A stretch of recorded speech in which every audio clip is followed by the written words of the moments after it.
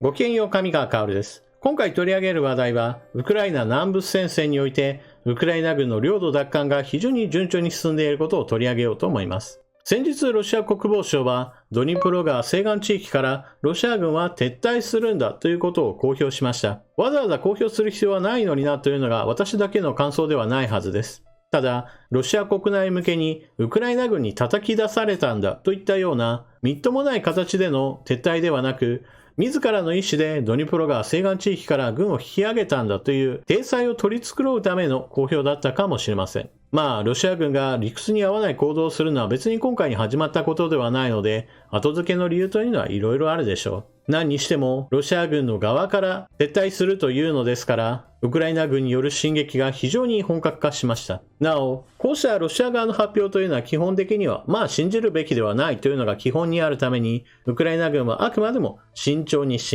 前進していることを発表しています。撤退すると言いつつ、実際には待ち伏せ襲撃するための部隊配置をしている可能性というのも当然考えられるからです。ただ、そのような心配は今のところは必要なかったようです。ウクライナ軍の進む先では、大規模な戦闘ではなく、住民が待ち構えていて、ウクライナ軍の到着を歓迎する、そのような光景が各地で広がっているようです。それでは、ウクライナ南部戦線ヘルソン州の奪還が進んでいることをちょっと地図を見ながらお話ししましょう。こちらの地図は戦争研究所の発表しているもので、赤く塗られている部分がロシア軍の占領している地域、水色の部分がウクライナ軍が奪還した地域です。南部戦線において、ロシア軍はドニプロ川西岸地域からの撤退を表明しました。これに伴って、なかなか動かなかったここ最近の戦線が一気に動くようになっています。特に領土の奪還が進んでいる地域というのは、ロシア軍が積極的な撤退を図っている地域です。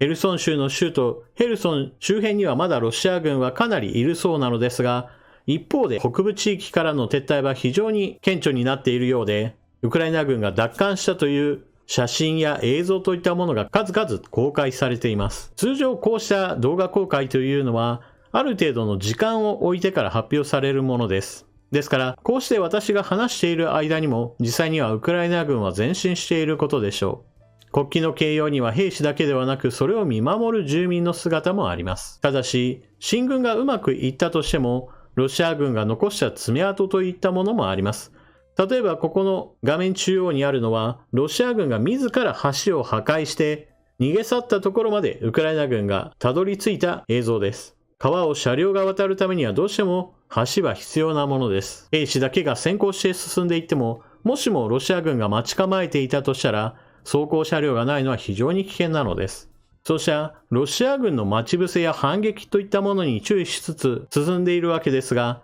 行く先々でウクライナ軍は住民からの歓迎を受けています。ウクライナ軍が注意するのは待ち伏せ攻撃だけではありません。ドニプロ川に向かって進軍しているわけで、進めば進むほどある危険性が増します。それはドニプロ川東岸地域にいるロシア軍の砲兵部隊の射程範囲に入ることです。これまでドニプロ川にかかっている橋を破壊することによって補給を困難にしていました。これは逆に言えば、ドニプロ川の東岸地域であれば、そうした障害はないわけですから、前線に送り損ねた武器弾薬といったものが大量にあることになります。意気揚々と前進していても、激しい砲撃を食らう可能性というのが出てくるわけです。ですから慎重に前進しなければなりません。ただ、今のところロシア軍の動きを見ると、少なくとも撤退を進めているというのは事実のようですから、秋の泥濘期に領土奪還を進めることができるというのは、かなり季節的には良かったと言えます。こちらがウクライナの首都キーウのここ最近の天気予報です。おおむね気温は10度前後の日が多いのですが、来週後半にはだんだんと気温が氷点下に近づいている、そのように冬の気配を感じる気温になっています。完全な冬に突入すれば、朝から晩までいつまで経っても氷点下といったこともありますから、そうなれば大地は凍り、戦車や装甲車が舗装された道路以外でも動けるようになります。秋のうちにドニプロ川を一つ境にして、ウクライナ南部戦線に区切りをつけることができれば、次はまた別の戦場での戦いが始まることでしょう。さて、続いてはアメリカの軍事支援の発表もあったのでご紹介します。ホーク防空システム用のミサイル。こちらは改良ホークを送ることになっています。高機動砲兵ロケットシステムハイマース用の弾薬。21000発の 155mm 砲弾。精密誘導式 155mm 砲弾500発。こちらはエクスカリバーです。120mm 迫撃砲弾1万発。100両の装甲兵員輸送車ハンビー。400のグレネードランチャー。小型武器、光学機器。小型武器の弾薬2000万発。防寒具。グレネードランチャーは歩兵を強化するためにももっともっと送っても良いのになと思う武器です。こちらの映像は、ポーランドからウクライナに供与されたグレネードランチャーで、戦車や装甲車がいない時には、こうした銃だけではなくグレネードランチャーによる強化といったものも現場ではきっと必要なことでしょう。続いて今回発表された武器支援の中で一つ目立っていたのが4つのアベンジャー防空システムとスティンガーミサイルというものです。スティンガーミサイルといえば歩兵が使う携行式の対空ミサイルなわけですが、これを車両から打ち出すものです。人間が持ち歩くのに比べれば当然のようにあちこち戦場を動き回ることができますし、また複数の弾を打ち出すこともできます。さらには射程距離も延長されていますし、レーダーとの連携も可能です。ただ、米軍同士の情報リンクと違うので、ウクライナでどれだけレーダー情報を共有できるのかについてはちょっと不明です。その他アメリカ以外の軍事支援も見ておきましょう。フランスは自走榴弾砲カイサルが年内に6両引き渡しできることを発表しています。また、韓国は政府発表ではないものの、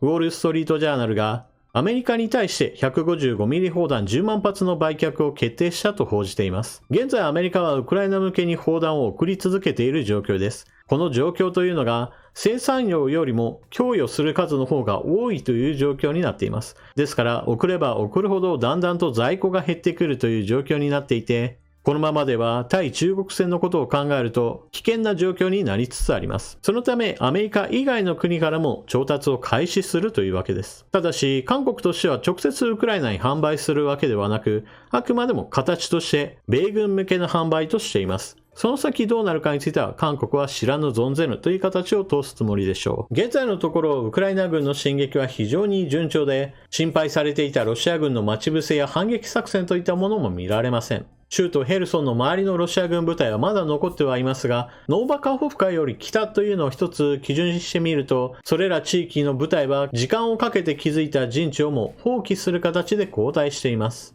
ですから、今更反撃に出てきたとしても、ロシア軍の作った陣地を活用する形でウクライナ軍が待ち受けることができれば、十分にロシア軍の反撃を撃退することもできるでしょう。そうしたわけでウクライナ軍はあくまでも慎重にロシア軍の動きを見ながら追撃すればいいわけで、ここからしばらくはウクライナによる領土奪還をかなりの戦果が期待できます。ただし、地図を使って説明しましたが、だんだんとウクライナ軍が前進することによってドニプロ川東岸地域のロシア軍歩兵部隊からの攻撃も届くようになります。このあたり被害が大きくならないように気をつけながらの前進が必要となるでしょう。そしてこの歩兵部隊の支援といったものを受けてロシア軍がヘルソン市に籠城する可能性もあります。市街地というのは建物がたくさんあって、それらに潜伏することによって攻撃する側にかなりの犠牲を強いることができます。ただ、この作戦も実際どれだけ現実性があるかについては疑問符がつきます。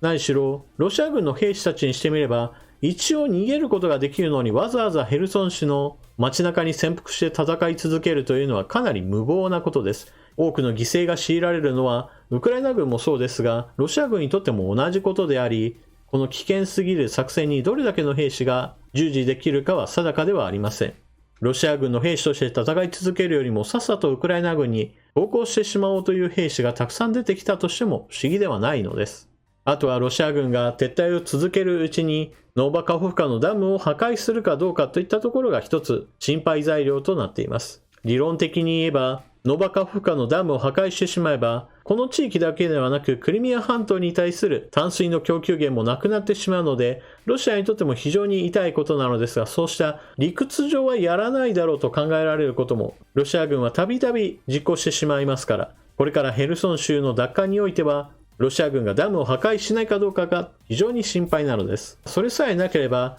少なくとも州都ヘルソンを取り戻すことができるでしょうから、ウクライナ南部戦線の戦いというのは一つ区切りを迎えることでしょう。そして話は変わって軍事支援についてなのですが、一つ一つのパッケージについてはそれほど大きなものではありませんが、確実にウクライナ軍を支えているという意味では、ロシア軍の今後の未来が暗いことに比べれば、ウクライナにとっては明るい材料です。防空システムの提供といったものは非常に時間がかかりますが、ロシアで自前の精密誘導ミサイルの生産がほとんどできていないような状況で、イランに兵器を頼っているような状況ですから、いずれはミサイルや突撃ドローンについても手持ちが減ってくるはずです。その一方において、ウクライナの方が時間がかかったとしても防空システムを整え、これらの迎撃率を上げていけば、少しずつ被害を減らすことができるでしょう。しかも、ロシアの攻撃しているのはウクライナ軍ではなく、ウクライナの国民です。このような国民に対する攻撃というのは決してウクライナ軍が弱体化するわけではありません。